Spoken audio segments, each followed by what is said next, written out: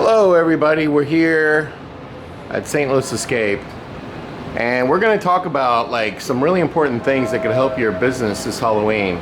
But before we do, let's take a look at this. Do you know what that is? That's called the Stern Insider Connected. So we built this like really cool pinball room that really elevated the escape room business, in my opinion. And so what people do is they scan this with their phone, and so then whenever they get scores or accomplishments for this particular location, these are the high scores of anyone who's played, and they can scan these. And we just got this pinball in here called Jaws, and then we just closed, but here, check this out, because this is a big update for St. Louis Escape. We just got a liquor license, and as you can see, like this weekend was our first day selling alcohol, and Patty's been over there, she's here organizing it, and it was a huge hit. We did really well with it, and now we also have a liquor license for the haunted house as well. But this really added, pinballs are like an attraction in and of itself. There's a lot of bars that just have food, alcohol, and pinball. The pinballs are like the attraction. That would be like they would be like a mini golf or an escape room or whatever. And here's Patty locking up the... Stealing Dippin' Dots. She's stealing Dippin' Dots. And we're gonna sit down over here, and there's another pinball over here. And when I get a chance, we have hired an architect to start doing drawings for to expand our building in the back. And when we do that, we're going to add a couple more attractions, and we're going to add more pinball games, arcade. We've also started to build our 8th escape room. We actually started it last week. We actually started it a while back, just cutting files on a CNC machine. But now we are actually building the escape room. So we're hoping to have the escape room completely built by the end of May, and then sometime in June we'll get it painted. And once it's painted, we're gonna start, trying to put all the puzzles in and whatnot, and we're gonna have to figure out what to do with the floor. I can tell you that I have like a weird process, for me anyway, when I built any of these escape rooms in here. It was like a concept, and then I make a drawing. I show the carpenters like where the walls are gonna go, and then I just kind of sort of like literally, I have a concept, but just make it up as I go along. And then when you do that, you can kind of see how it's turning out, and if you don't like it, you just keep working on it. So like Jurassic over here, it was being worked on off and on for 10 months. I mean, that's crazy. But like, you can't devote all of your time to it because you're also running a business. We're building mini golfs, we're getting our haunts open, and we're running our haunts. So you just kind of work on it when you can. What was crazy is when COVID happened, we built the mini golf and 2 escape rooms before we actually got a job to build another mini golf. It was crazy. And then of course we opened our haunts in between then as well. But that was like fastest we've ever built an escape room was during COVID. There was nothing else to do. I mean, we weren't gonna like wholesale change the haunted house. We didn't even know if we could open. So we just focused on the escape rooms, and that's what we did. And so now we have 7 escape rooms, and an 8th one is on the way. I will tell you a secret about escape rooms. Hey, Patty, you gonna come over here? Can you get me a water? Please, pretty please. I will tell you a secret about escape rooms. One of the most common questions I get asked, and I guarantee you I get asked this more than anyone else, because on our website it says we build escape rooms. So I get asked all the time by people who want to open escape room facilities and are considering hiring us to build them. How often do you change the escape rooms? And I tell them, like, virtually never. However, we've been changing ours. So we just added an animation to the cellar, and it's a scary one. We just added it like a couple days ago, and we actually added another animatronic to the Jurassic escape room. And here, let me show you. And then we're going to talk about today's topic. And I'm going to get Patty in on this. And I know you're automatically thinking, oh no, we're going to oversell Fear Ticket. But that's not what the conversation is going to be about. But check this out. So we just got this. And I have no idea why these cords are on this Jurassic. They're fake. And they're just supposed to be there. But anyway, we got this from Distortions. And let me tell you, what we did was when you win or lose, the Raptor goes off. So it's kind of like a finale. And then I'll show you over here. You're not going to be able to see it because the cellar's turned off, but I'll show it in another video. But we added an animation into the bathroom. You can't see it. I mean, it's turned off. But anyway, so the question that people ask is, how often should you change your escape rooms? I mean, we do change them a little bit, but for the most part, we don't change them at all. We add things here and there. You know, when we opened the Pirate escape room, we changed it literally within a few months. We've been tweaking and changing the Haunted Hotel. We've added things to the cellar, and we've changed a few things in there. But for the most part, what I tell people is, if you're going to open an escape room facility, start with 2, get them open, and then tell people what the third one's going to be. Once you get the third one open, that's when you start building the fourth one, or the fifth one, or whatever. So it always gives you something to market. But I will tell you, a big game changer for my escape rooms was when we added the pinball and the mini golf. It really just made this whole thing seem way cooler of a venue to go to. Plus, now the big news is that we have a liquor license. So we can also now start having pinball tournaments. If you don't know what that is, that's where people pay money and they try to win some money, and they try to win a trophy, and they play pinball against other pinball players. And we're going to start doing that. And what's really good about pinball tournaments is you don't really like make a ton of money off the tournament. You make money selling them alcohol, selling them beer, selling them whatever. And so, yeah, we're really excited. And we're really excited to start figuring out how we're going to integrate alcohol sales into the darkness. Our big plan, if we get the corner built back there, that we're going to gobble up a lot of TerraVisions and change how the darkness exit, and then so we can build like secret bars and things like that. So we'll see. It's all part of the plan, as the Joker said. So now we're going to talk about ticketing, and I wanted to talk today about, should you do time ticketing versus regular tickets? And I can tell you that, you know, I think me and Patty both would agree on which one is better. Now, I'm just going to tell you real quick what I think, and that is, and I've talked to several haunted houses who I've been talking to about Fear Ticket. And just FYI, Fear Ticket is like an avalanche right now. I mean, every big haunt is signing up. And I just have to say this because it's just annoying me.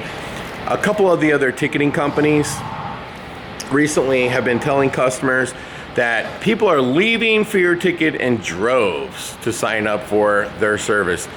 That is a lie. It's actually the other way around. We have not lost one haunt that I know of. Is this not true, Penny? We haven't lost one haunt from last year.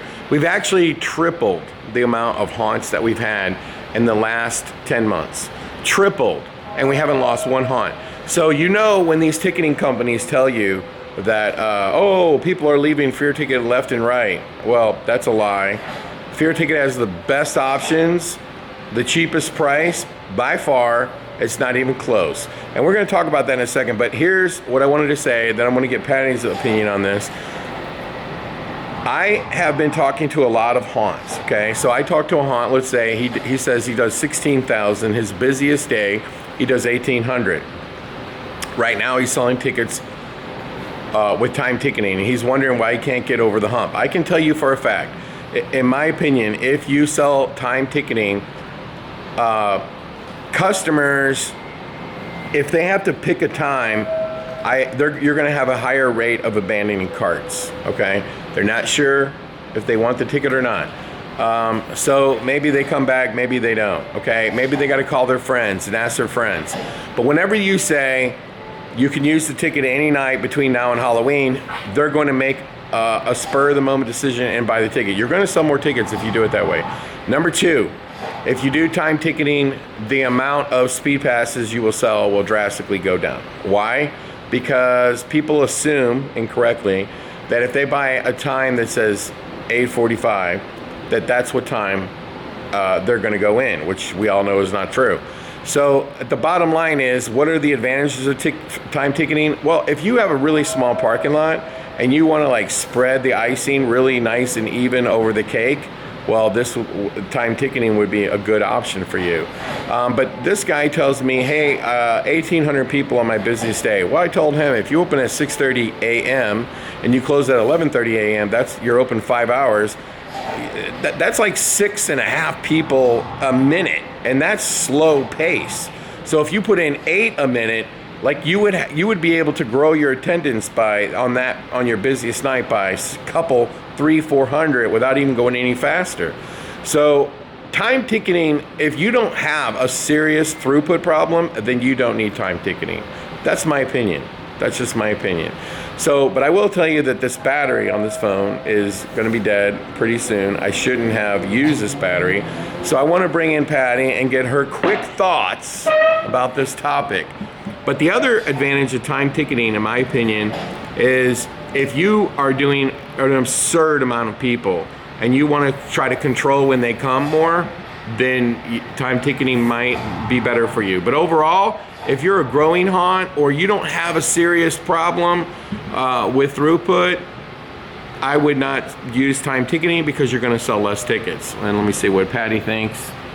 And Patty, how many different ways can people sell tickets? Like, how many different ways on Fear Ticket can you sell tickets? Like dynamic pricing, time ticketing, reservation. I mean, it's like everything, right? Yeah, we have all the features.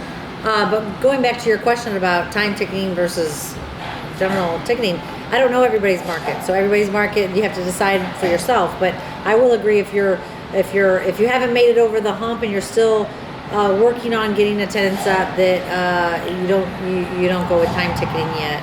But every market's different. Like we clearly have been in the business a long time, and and yet we rolled back from time ticketing. You'll definitely sell less speed pass when you switch to time ticketing. Now, Patty, when you went to Transworld and you went to EHC, you talked to a lot of haunted house owners. What were you hearing from people, like the features they want in a ticketing? They're coming to Fear Ticket? No, what are some of the features they want in ticketing, or how they're selling ticketing, or some tricks that they... I would say 50-50 on people using time ticketing or just general admission. Do you think you'll sell more fast passes if you don't use time ticketing?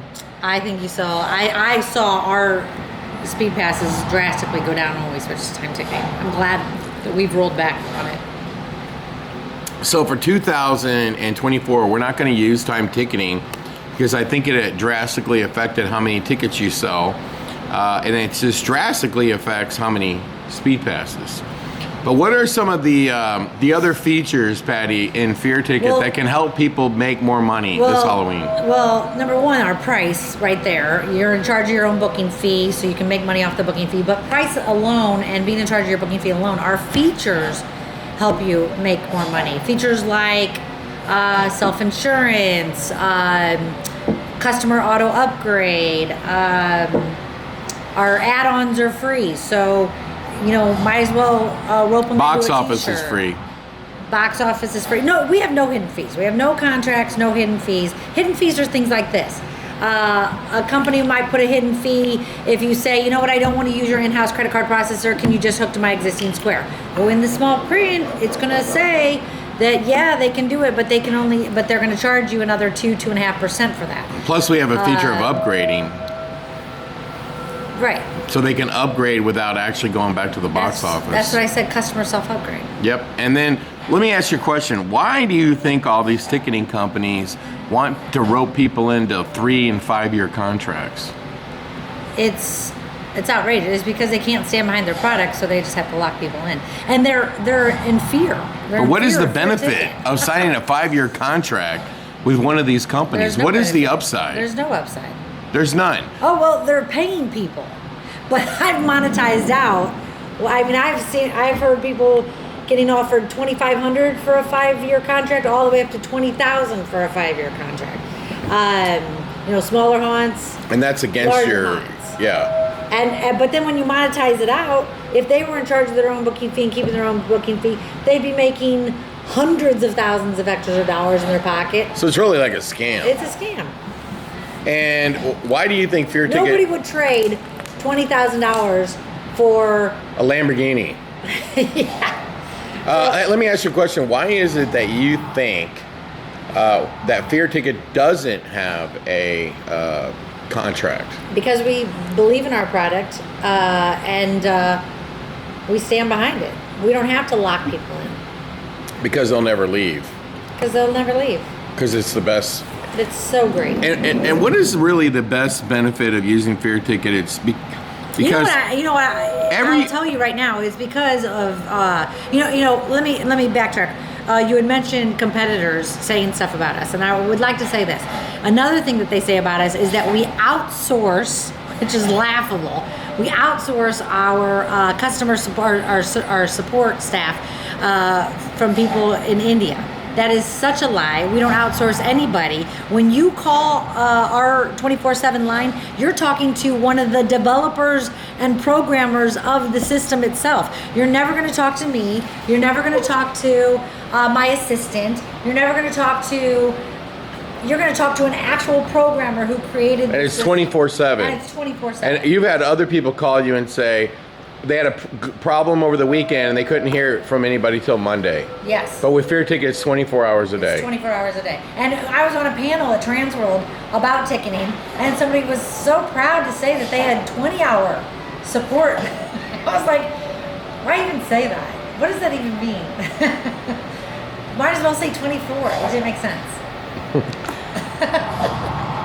But right now, Fear Ticket's like an avalanche right now. An avalanche sounds bad. But every single time, every time somebody tries to sign up, they're always asking for new...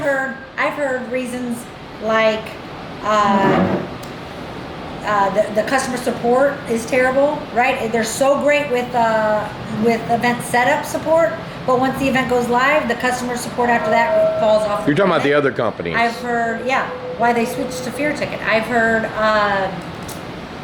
price, obviously, that they feel like they're being gouged. Features, that people are in love with our customer auto upgrade feature. And by the way, didn't you just... And you can make a lot of extra money with it. And one of the ticketing companies is going around telling people not to use Fear Ticket because they can't understand the people, the tech support, because they're from India. It's like, is that the best you got? I know. It's sad. I know. You know what I did when somebody told me that? I was like, let's call right now. We called the 24-hour support.